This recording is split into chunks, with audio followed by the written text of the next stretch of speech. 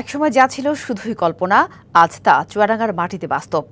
আমদানি নির্ভর ফল আঙুর চাষে নীরব বিপ্লব ঘটিয়েছেন জীবননগরের কৃষক রুহুল আমিন রিটন। দেশের প্রথম সবচেয়ে বড় বাণিজ্যিক আঙুর বাগানে ঝুলে আছে লাল, সবুজ আর কালো রঙের বীজবিহীন বা সিডলেস আঙুর।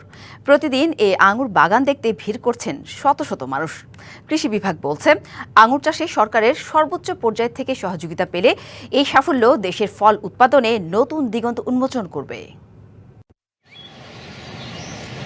মাঠের বিস্তীর্ণ এলাকা জুড়ে সবুজ লতা, তার নিচেই থোকায় থোকায় দুলছে রঙিন স্বপ্ন। লাল, কালো, সবুজ আর বেগুনি রঙের বাহারি সব আঙুর।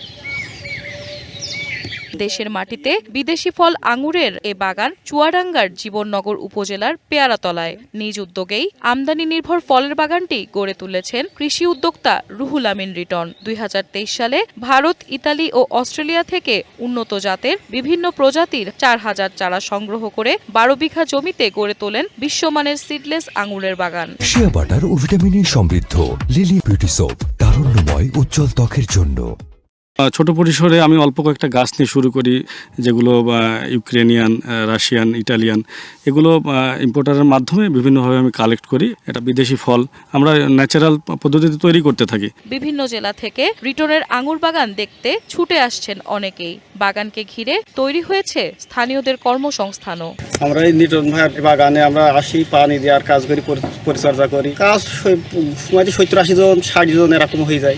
দেশে এই আঙুরটা উৎপাদন করতে পারি, বাইরের থেকে যে আমরা আঙ্গুরটা আমদানি করতে হয় আমাদের, তাহলে আমাদের বাংলাদেশে যে অর্থটা বাইরে আর যাবে না। তবে সাফল্যের পথ পুরোপুরি মসৃণ নয়। প্রয়োজনীয় কীটনাশক ও বিশেষ উপকরণের দুষ্প্রাপ্যতা বড় চ্যালেঞ্জ হয়ে দাঁড়িয়েছে আঙুর চাষে।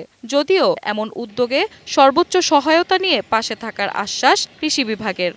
এই আঙুর উৎপাদন তো একটা বৈজ্ঞানিক সায়েন্টিফিকলি আগাইতে হয়, তো সেই জন্য অনেক মেডিসিন প্রয়োজন পড়ে, যে মেডিসিনগুলো বাংলাদেশে অপ্রচলিত। তো এই মেডিসিনগুলো যদি আমাদের গভর্নমেন্ট আমাদের সহায়তা করে, তাহলে অবশ্যই এটা একটা বড় সাফল্য বাংলাদেশের বলে আমি মনে করি। এরকম লাল আঙ্গুর বীজবিহীন, সেটি আমাদের জন্য তো অবশ্যই ভালো। এরকম আঙ্গুর যদি আমরা করতে পারি, আমার মনে হয় যে দেশের বাইরেও সেটি রপ্তানি করা সম্ভব। দেশের মাটিতে আঙুর চাষে সরকারি সহায়তা পেলে একদিকে যেমন কমবে বিদেশি ফলের আমদানি নির্ভরতা, সেই সাথে সাশ্রয় হবে কোটি কোটি টাকার বৈদেশিক মুদ্রা, এমন মত সংশ্লিষ্টদের। DBC news desk.